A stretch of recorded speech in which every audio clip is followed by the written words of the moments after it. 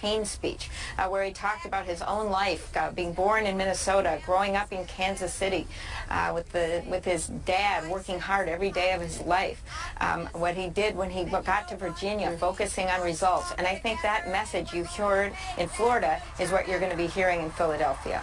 And Senator, of course, we know that Hillary Clinton's going to need those Bernie Sanders supporters, but there is some damning information that came out today regarding the WikiLeaks dump of the DNC documents, evidence that perhaps the DNC was working against Sanders. And I want you to listen to this. This is what Trump said Thursday night. I have seen firsthand how the system is rigged against our citizens, just like it was rigged against Bernie Sanders. He never had a chance. Never had a chance. But his supporters will join our movement. And so, Senator, we know already that he's feeding into the idea that this is a DNC that is divided. Do you think that this hurts Hillary Clinton's chances of getting those Sanders supporters on board this week? Now, I'm looking forward to Bernie's speech. I take him at his word. He is a man of his word, and he has said that he is endorsing her. He gave a very strong endorsement of her just a few weeks ago, and now he's going to appear before our whole convention and say the same thing. And I will say this, when you look at the Bernie Sanders supporters, I think about what they care about. And we have a lot of people that supported Senator Sanders in my state who are now supporting Hillary Clinton. They care a lot about things like climate change. Donald Trump has said it's been invented by the Chinese. He said it in a tweet. They care a lot about free college. That's one of their main focuses, is Bernie's proposal for free college.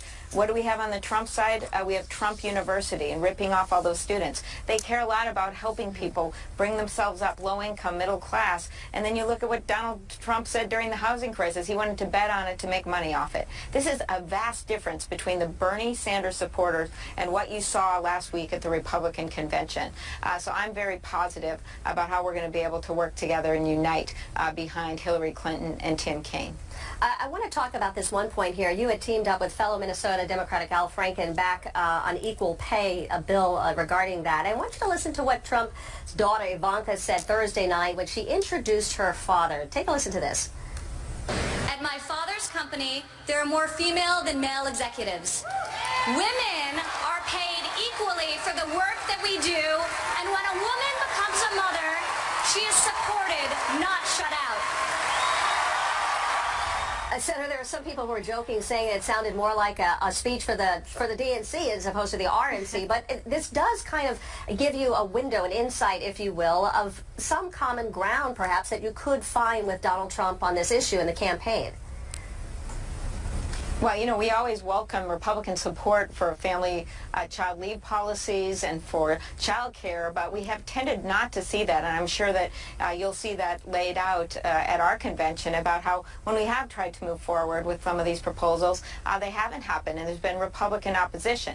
And I really appreciated what Ivanka Trump said, but I didn't hear that same tone in her dad's speech, and guess what? It's her dad that's running for president. Well, that is true. You are speaking before the convention. Give us a sense, a little preview of what you'll be saying. What are you going to be addressing? Well, I'm going to focus on some of Hillary Clinton's work with going after sex trafficking, going after human trafficking. She's been such a leader on this, way back to her speech when she was First Lady, when she said women's rights are human rights are women's rights. She then moved into, as Senator and Secretary of State, fighting for some of the first sex trafficking laws that we had in our country, way back when she was First Lady and then moving forward. And she even put our own country on that international list of how countries are doing when it comes to law enforcement